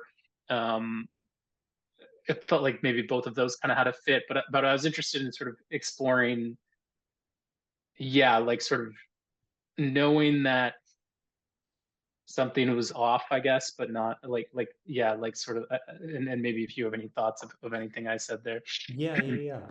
So there's two lines of thought. One is a place called Sinker Soul, which is where the spirit grounds are. It's where our sad bummer druids are, and it's before the wild heart gets here. Um, so these people are definitely like one of the most reserved, not as fun to be around. Like they before like they will not initiate hospitality. I think they definitely have these like spiritual practices that are tradition, but they don't necessarily understand. And then there is um,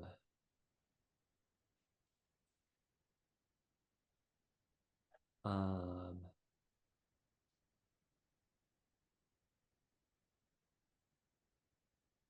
one that I alluded to in the scenes with that large brown furred Aeginian who is a demigod of these people.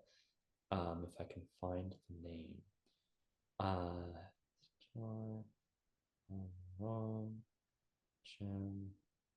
Cedron. Um, so this is another group that is mostly Aeginians, and some of them still have elements of brown fur. That like even as they grow their hair, their fur to camouflage. Um, uh, they like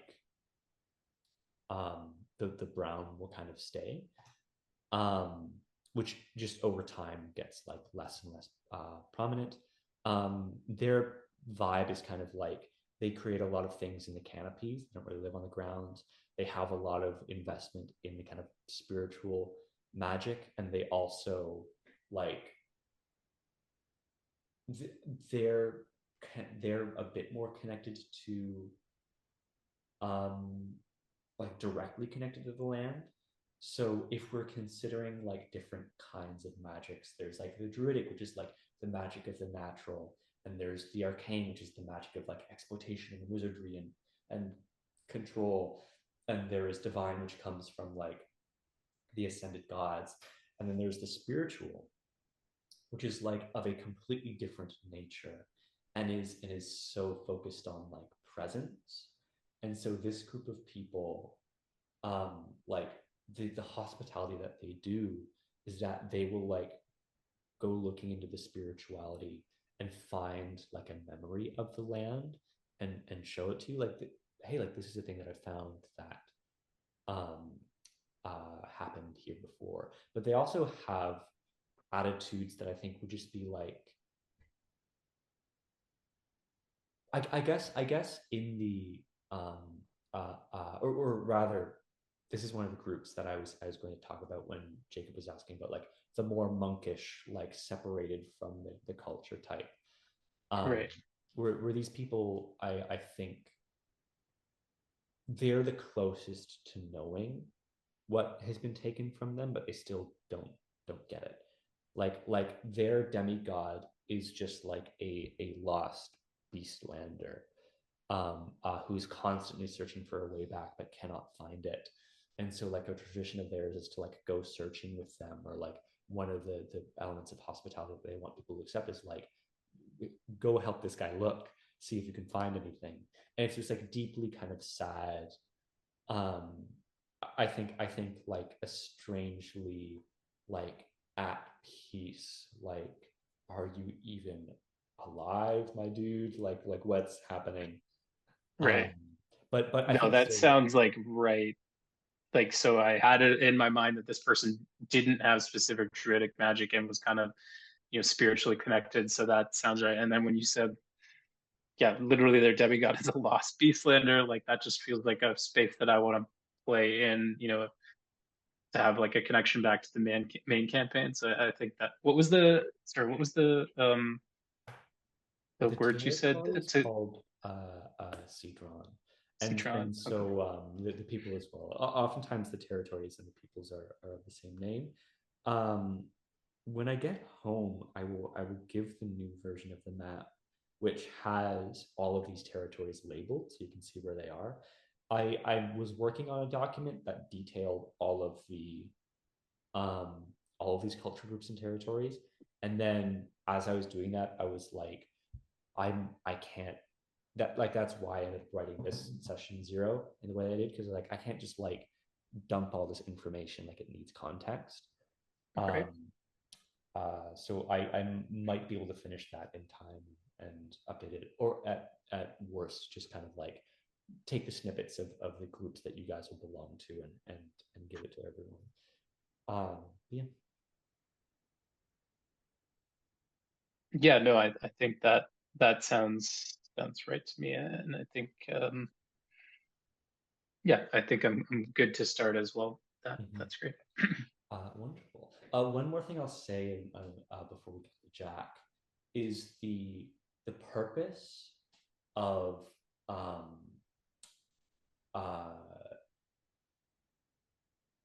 of these characters, because we're entering a horror campaign.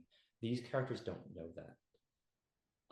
And the first part of the campaign is just going to be like our characters building connections with each other, having relationships, embodying their culture, seeing what little tensions and what little bits exist between these two people, how these people, how these friendships are made. And then once we've established like how the fabric of the Ebons is seen through these people, then we put them in the bad place. And they go, oh, well, we have all this stuff to live for, and oh no. And that's kind of the setup.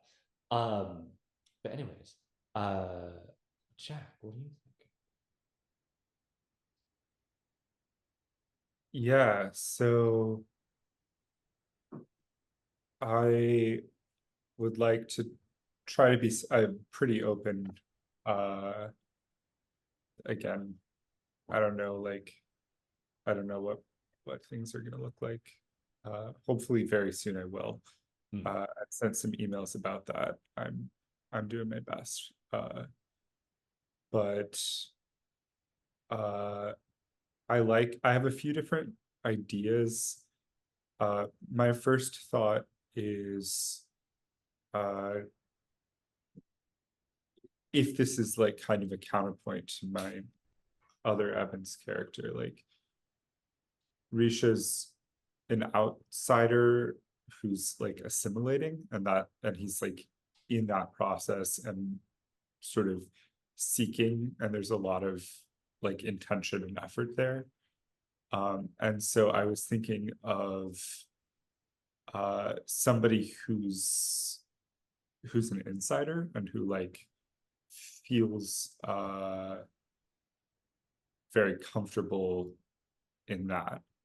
So one thought I had was some sort of like storyteller, or like traveler who's like reciprocity for the hospitality is sharing news or telling stories about other places, or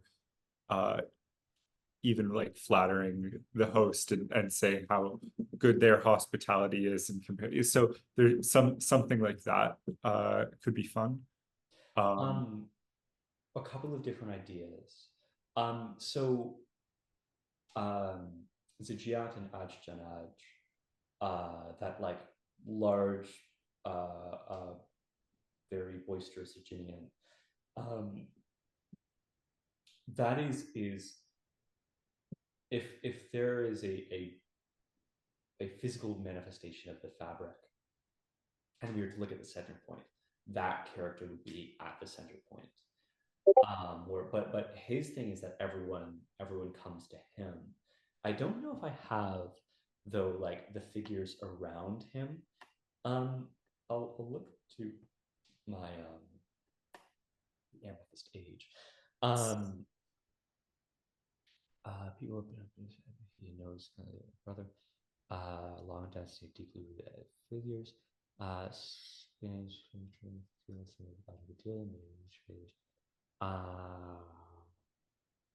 not very useful.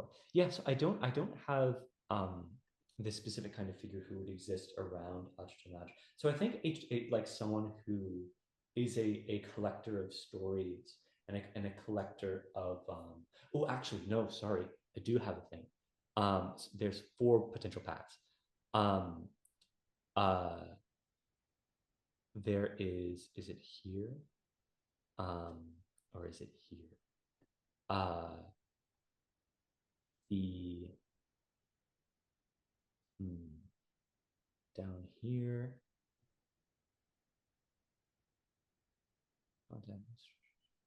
Nope. There it is. So one of the things that I almost never touch on in the Ebons is the fact that there are gnomes that are native to the land. Like even more so than the Tanal, because the Tanal technically immigrated into the land at some point and then became widespread. The place where the Song of the Deep lands is a place of mostly gnomes, deep underground, and it is a like performer, like storyteller, bard culture. That might be the closest fit. Does that pull you? Yeah. So I have a bunch of different, obviously it's kind of a kaleidoscope of archetypes. So there's like, I need to be physically restrained. Like I like bards. I understand how they work. I like being really good at a lot of stuff, and I love to yap. And so it's very, and I really, it will take a lot of bravery from me to have to roll more than 1 attack. That is another thing that that is true. So bard is always up my alley. I was thinking I wanted to put the ranger option and try to be brave, but also bard is always there. And if you, I tried to put the ranger thing down, but let's do bard. It was a great thought while it lasted. Yeah, I think for that idea, as you described it, is the most sensible, because there's some things you can fit in, like this Giot thing can make sense. Yeah. You know, the traveler from Anuhumo could make sense. The traveler from, yeah. The other idea, which fits the least with what you're describing, yeah, but has a connection to Risha, which isn't necessarily the point of this. Yeah. But the kid who is trying to find Tasharaf, Yeah. the Tasharaf is one of the only demigods who does not necessarily have a place. Is a person who goes around and travels and helps people, but not Yeah. so much a storyteller. And so he will always have an apprentice, but Yeah. he will not like approach the apprentice and train him, but rather or them, but will be like show up one day and be like, "You seem like you could be it. Find me." And so that kid was on a quest to like, I gotta find this guy somewhere, and eventually does and becomes the apprentice. But I think even then is more of a heroic, like I show up and I do a thing and I'm cool as hell and I represent this order of like wandering knights. But yeah. The other sort of twist on it is that I was thinking of is like a more ecstatic side. So I was like storyteller is one option on this continuum, and so the ranger vibe was like maybe like a fey wanderer or something in that.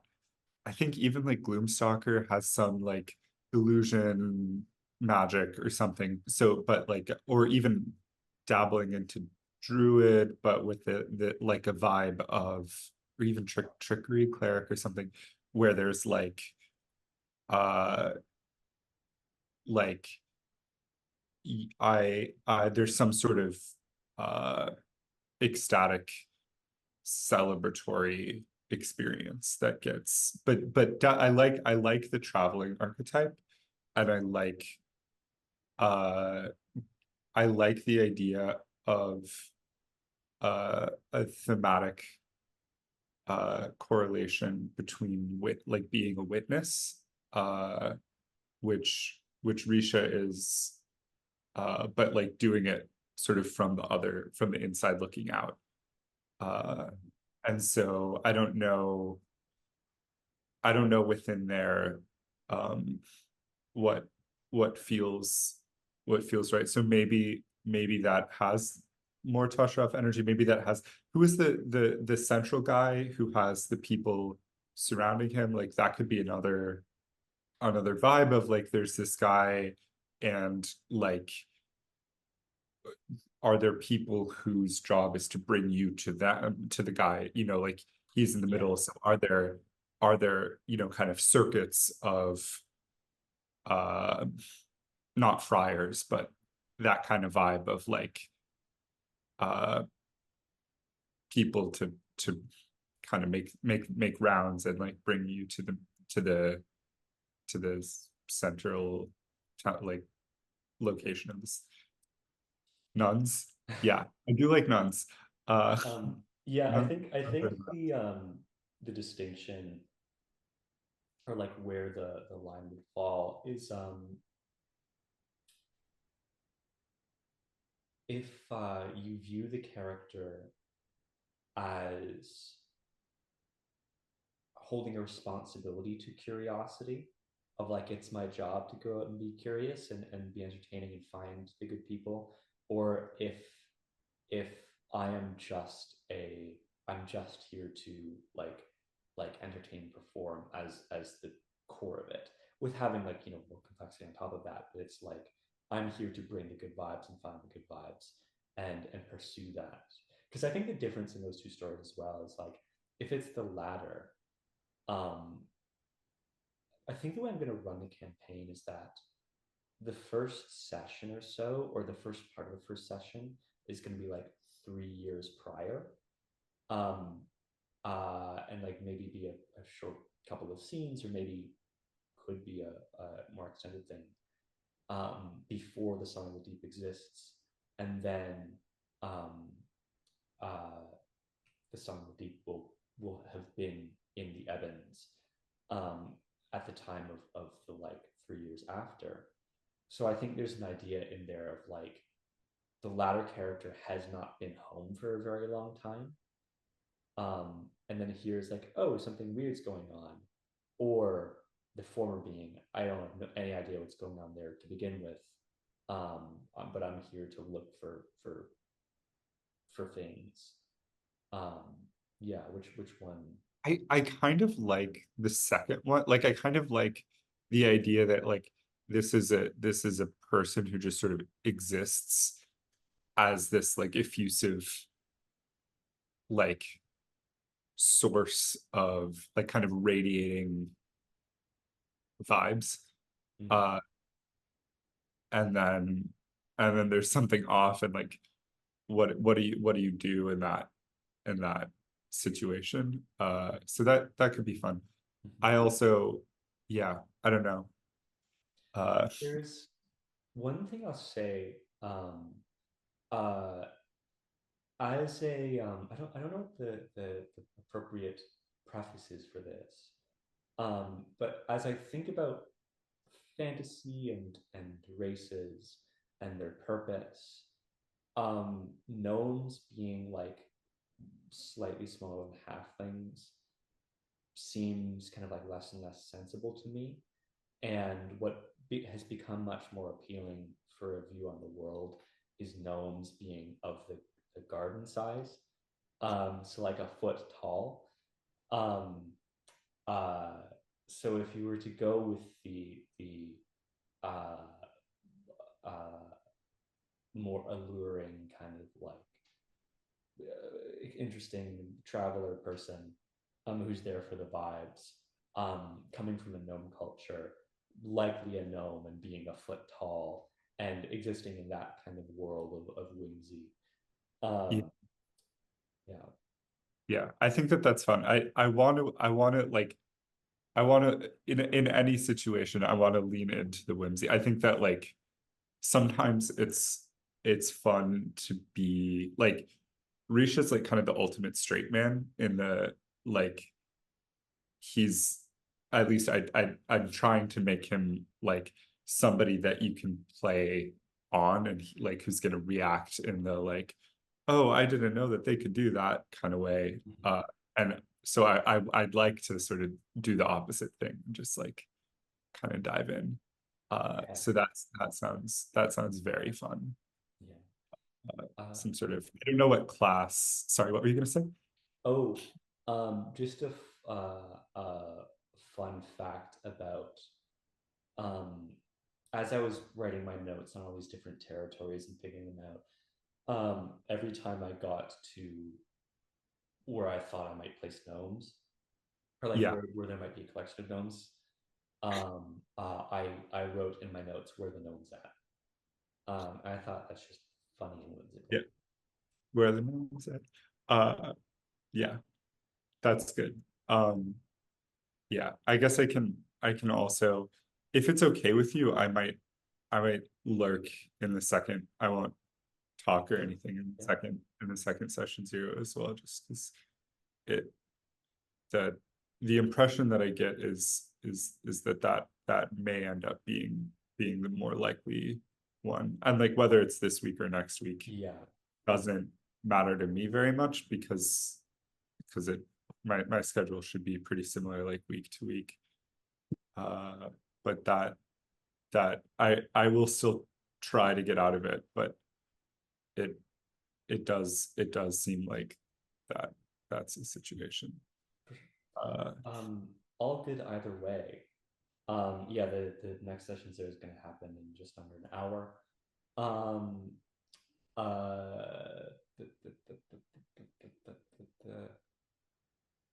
no other thoughts. Yeah, it's all good either way. Any other comments, questions, concerns for everyone? Sorry, just quickly, did my demigod have a name? The Lost Eastlander Oh person? yes. His name is where was I? Sutron. Hajan. Hadja. Hajan. Oh, Hadja. Okay. Yeah. It's like very very Sasquatchy vibes. Because he's Right. tall and brown furred and a monkey. Um, yeah. Anything else?